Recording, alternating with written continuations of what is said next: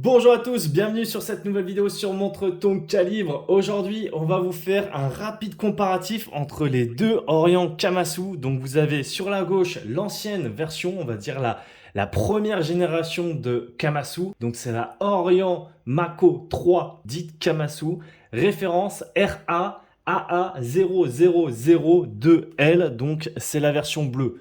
Ensuite, vous avez sur la droite, ici, la nouvelle référence qui est, elle, la RA AA0811E 19B, il me semble, si je ne vous dis pas de bêtises. Alors, celle-ci, il y a une version qui est un petit peu plus dans les tons de la nouvelle, celle-ci, là. Je vous mets une image à l'écran. Moi, j'ai la bleue et la bleue verte, un peu. C'est un peu dur à dire. Vous me direz ce que vous pensez que c'est comme couleur.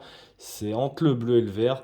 Mais voilà, je vous mettrai la photo de la première génération et on va voir tout de suite ensemble le petit comparatif entre ces deux générations et laquelle est-ce qu'il faut choisir. Et bien laquelle il faut choisir, je pense que c'est très simple, c'est celle que vous trouvez la plus belle.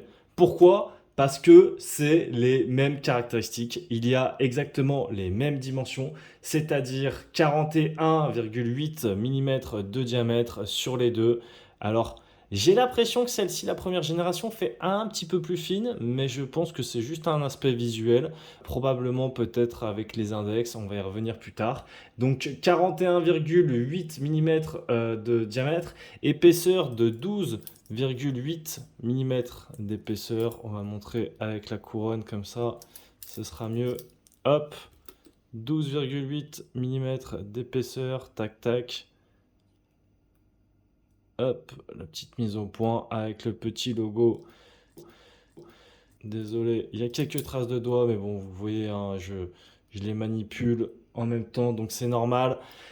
Qu'est-ce qu'on va dire de plus? Le calibre est le même, c'est le calibre Orient 69-22, calibre maison, calibre automatique. On retrouve la mention d'ailleurs à 18h sur les deux montres. Vous pouvez voir ici à 18h la mention et vous pouvez la voir également sur celle-ci. Donc voilà, même dimension, même caractéristiques. C'est toutes les deux des montres de plongée étanches à 200 mètres. Pareil, on peut voir sur le cadran le Water Resist 20 bars sur les deux côtés. On peut voir que c'est tous les deux des 3 aiguilles avec des aiguilles similaires. Là, je suis à travers la vidéo, il faudrait que je compare un peu mieux. Mais j'ai l'impression que les aiguilles sont quand même similaires ou alors très légèrement différentes. Il y a quand même une petite différence au niveau de la trotteuse qui a le bout coloré sur la première génération. Toutes les deux ont donc 3 aiguilles date et jour, jour et date plutôt, avec une lunette unidirectionnelle 120 clics. Et voilà, donc même bracelet également. Alors, c'est le même bracelet, c'est juste que moi, sur celle-ci, il a été monté à l'envers. Ne me demandez pas pourquoi. C'est tout simplement que moi qui l'ai monté à l'envers quand j'ai enlevé les maillons. Et j'ai toujours eu la flemme de le changer.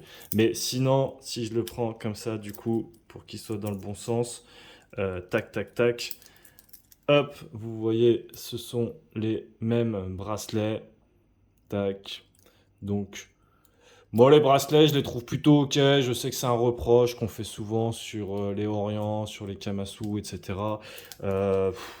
Très sincèrement, les bracelets sur des montres à 300 euros, c'est rare qu'on en dise du bien, mais après, ils font le taf, quoi.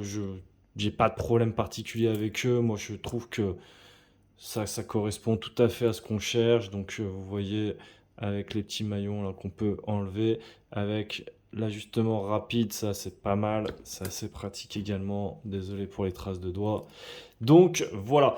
Qu'est-ce que on va dire sur le fond de boîte? Le fond de boîte, j'ai même pas pensé à revérifier s'il était différent ou pas.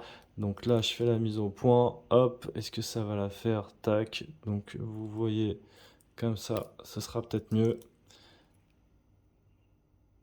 Tac et tac. Donc j'ai l'impression que c'est quand même les mêmes fonds de boîte. Donc les dimensions sont les mêmes, les caractéristiques sont les mêmes. Alors ce qui va changer, c'est uniquement le physique. C'est pour ça que je vous dis franchement, prenez celle qui vous intéresse le plus, que vous trouvez la plus belle, parce qu'elles ont les mêmes caractéristiques. Qu'est-ce qui change? Bah, on va voir tout de suite, hein, ce qui change, c'est que ici, vous avez un cadran, on va dire que sur la nouvelle, on va dire qu'il y a un cadran qui est plutôt fumé, alors que sur celle-ci, l'ancienne, il était un petit peu plus soleillé. Donc ça, c'est la première grosse différence. Cadran soleillé à gauche, cadran fumé à droite. Ensuite, qu'est-ce qui change? Il y a l'insert qui est bicolore. Donc l'insert, c'est la partie là qui va faire le tour sur la lunette. Donc là, ça se voit pas hyper bien à la caméra, mais si je le mets comme ça, vous voyez, de 0 à 15, il y a une couleur un peu verte, et de 15 à 60, il y a une couleur noire. Alors que là, bah voilà, il est bleu tout le long de la couleur du cadran. Donc autre différence, voilà, au niveau de l'insert. Autre différence au niveau de l'insert toujours, mais des graduations. Vous voyez ici qu'il y a les graduations minutes. D'ailleurs, je suis en train de voir, c'est qu'elle a pris un petit poc là malheureusement. Mais il y a les graduations minutes, chose qu'il n'y a pas sur la nouvelle génération. Qu'est-ce qu'on va pouvoir dire de plus? Ce qui change, bah, c'est les index. Les index. Alors les index, ils sont, on va dire, quadrilatères, trapèzes sur celle de gauche, la première génération, et ils sont ronds sur celle de droite, la seconde génération. On retrouve également l'index de midi qui change avec un triangle à gauche, et ce triangle est un petit peu coupé, le bout est coupé sur la droite.